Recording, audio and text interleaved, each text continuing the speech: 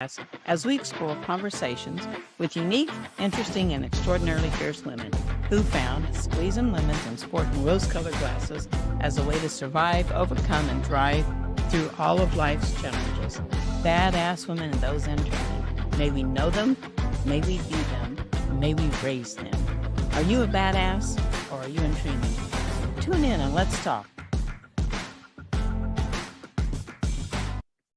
Okay. Hello, this is Vicki Nevins, host and CEO of Badass Women and Those in Training. Today we're going to be squeezing lemons and sporting the rose-colored glasses with Brenda Myers. She's an entrepreneur for over 10 years, very invested in her community and her church family, and she's also a cancer survivor. So today we're going to visit with her about being a badass woman. So Brenda, do you feel like a badass woman or do you feel like you're in training? Well, I think a little bit of both some days. Some days I wake up and I'm pretty darn badass. And other days I think, wow, what happened to that badass woman that I was yesterday? And I need a little bit more training, which I think we always do, always, always learning, always improving, always focusing on adding more badass women to my friendship circle. That's why I love the title is Badass Women and Those in Training, because Yes. we're both. Squeezing lemons and sporting rose-colored glasses is because life throws a lot of lemons at us and coming out of it with a positive attitude. That's why I asked you to be a guest. I think you have a very positive attitude with everything that you've gone through. Yes. I mean, a lot of people go through cancer, and I tried to keep a positive attitude and wore my rose-colored glasses, and everybody said, man, you made it look so easy. Well, maybe I made it look too easy sometimes because there's nothing easy about that. I mean, No. It's not easy, but every morning when you get up and your feet hit the floor, it's up to you to decide, am I going to be a sad sack or I'm going to put my big girl panties on and conquer the world today? And most of the time, I put my big girl panties on. In fact, one of my girlfriends gave me a shirt that said, "This is your day. Put your big girl panties on and let's just do this." Can you describe to us in a sentence who Brenda Myers is? Oh, gosh. Wife, mother, Grammy, child of God, adventuresome, crazy, plain old girl. So you have a boutique and you're based out of Kiowa, is that correct? Yes, Kiowa, Kansas. You have a lot of the trendy fashions there in a small town neighborhood. We don't have a clothing store here. In fact, it's at least 30 miles to get to anywhere to shop for anything. Well, we do have a dollar store in town. I started boutique items a few years ago, and it's just grown. I like to do blingy jackets and hats and specialty items. About 2 months ago, I actually bought a 14-foot trailer and converting it to a boutique trailer so I can go around to shows in different towns. I can't wait to see it because you do have an eye for display. You also have lip scents. I do have the lip scents, the stay on lip colors. That's what I actually started with. I bought one of the lip scents because one of my coworkers said, "You are putting on lipstick all the time." And I said, "I know I am, but I can't find anything that actually stays on." And so I tried one and I liked it and I bought two more. And then I was getting ready to buy two more. And I thought, I ought to be selling this stuff because I just love it. And I honestly have customers from all over the United States. Yeah, you travel quite a bit, right? Yeah, I do travel quite a bit. We have kids out in Colorado Springs, so we go out there quite a bit. My husband and I love to ride our motorcycles. And one of the things I really like about it is it does keep your lips and your face from getting sunburned and windburned. So I finally convinced my husband to use some of the sunscreen and the moisturizer because it does keep his face from getting sunburned and windburned while we're on the motorcycle. We have men's products, but I have to keep with my scars that I have on my face. I've got to keep a really good sunscreen on them just to keep those from turning very, very dark. It's something that I've had to do all my life, and I'm very dedicated to it. When I find a good product that lasts and does a good job, I'm all in on it. Can you give me an example of a time that you had to navigate a difficult situation or a setback and how you overcame it? Well, one of the things I guess is probably just my most recent. When COVID hit, the business that I had worked for 17 years in sales and customer service, but it decided to close down its office. And I was just like, oh my gosh, I'm unemployed for the first time, I think, in my adult life. I can sit at home and boo-hoo and cry about this, or I can get involved, increase my boutique business, and focus on leadership and mentoring others. And so I've gotten very involved with breast cancer mentoring, and I've learned to focus on the positive. So I don't really call myself a survivor. I call myself a thriver, because I've thrived just like you have through your hard circumstances. So that's the way I really like to look at things. Life sends you curveballs on a regular basis, and it's up to you how you accept that, whether you curl up in a ball and cry. And I'm not saying there's not a reason to curl up in the ball and cry, but when you get done crying, get up and look for the sunshine, look for the rainbow in that situation. What advice could you give another person who's hesitant to take a risk or step out of their comfort zone? Oh gosh, you're never going to know if you're going to walk on water until you step out of the boat. I mean, you know, you're not going to know if you're going to fail or be successful until you try it. And it is very scary, and especially when it's a financial investment. But if you believe enough in yourself, you can encourage and get others to believe in you. But you've got to have that self-belief first. And hanging around your group gives you that confidence, because every one of those women has something that I can learn about. And hopefully I have something that I can bring to that group. You're going to have adaptive challenges, and adaptive challenges are issues with no clear solution. But there's always a solution.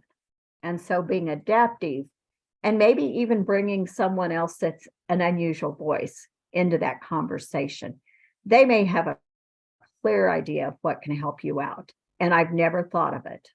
It wouldn't be anything I would have ever in my wildest dreams thought of. And I think women can be nervous and scared to take that leap and that risk. And it's one of those things, just trust your gut feeling. Just try it. You don't have to Yes. jump in it beyond your comfort zone. You can just keep pushing the comfort zone so that you do a Yeah. little step here and a little step there. And once you know it, you're taking a big walk, and then you're running, and then you never know, you may be doing 2 different walks each day. So I think it's like eating an elephant, Yes, it one is. bite at a time. One little bite at a time. If you're getting ready to do something and you're not just a little bit uncomfortable and a little bit nervous about it, you're probably not doing enough, because that's how we grow and that's how we learn, is by, like you said, doing stuff you're just a little bit uncomfortable with is how we learn to take one more step, and how we learn to help others take that next step. People will say, if you're not scared, your dream's not big enough. I think that if you're not scared, do whatever it is that's pushing you forward and getting you more excited. Excitement, a lot of times I will frame excitement, my nervousness and anxiety, into excitement. It helps me push forward, resolves the fear for me. A lot of people, they just really don't know what their vision is, and they don't know what their passion is, and they're trying to find it. I mean, you didn't know what your passion was like that, did you? Oh, no. That's why I think the high schools allowing the students, even junior high students, to go and mirror or follow other in different businesses around. You have got to learn and invest yourself in finding your strengths, your vulnerabilities, and your triggers, because we all have our strengths and we all have our weaknesses, and that's nothing to be ashamed of. Because if you know your weakness, you can work on building that. And then your triggers, we all have things that trigger us, just set us off like a firecracker. And if we know what those triggers are, then we can prepare ahead of time, especially if you have somebody who really knows how to push your buttons. Anybody who's married knows how to push their spouse's buttons. I mean, let's just be honest about that. We know how to push button.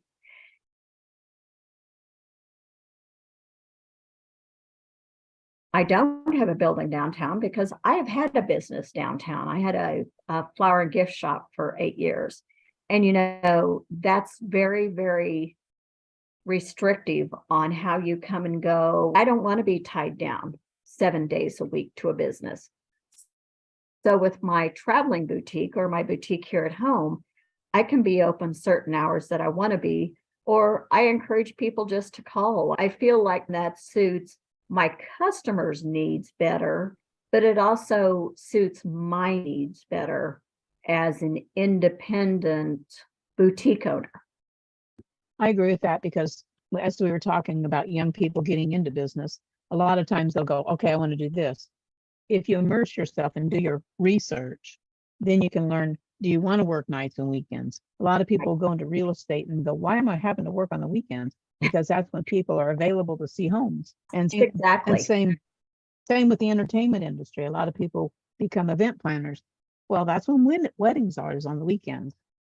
Yeah. And birthday parties and kind of things. So if you don't want to work weekends, you know, that's the first thing to figure things out is when you do not want to work.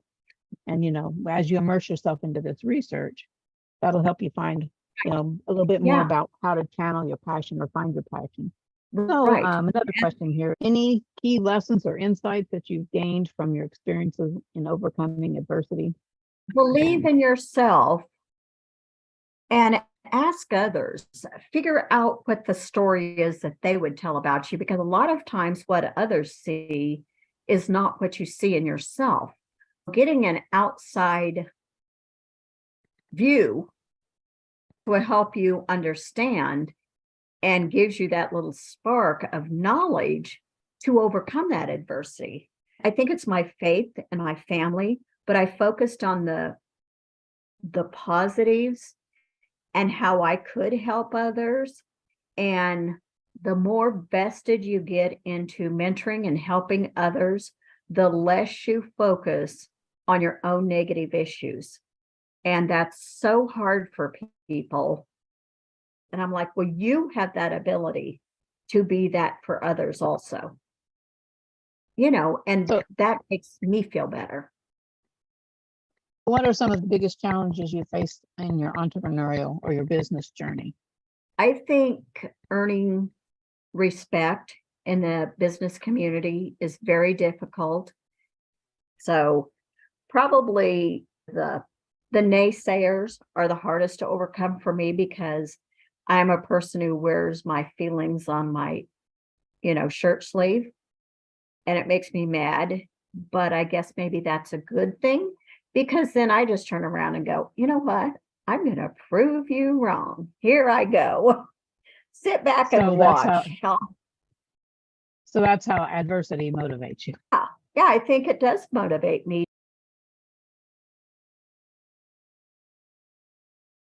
Until our next conversation, this is Vicki Nevins, your host of Badass Women and Those in Training, real conversations with extraordinarily fierce women who found that squeezing lemons and sporting rose-colored glasses a viable way to survive and thrive. Thank you so much. Thank you, Vicki, and you have a blessed day.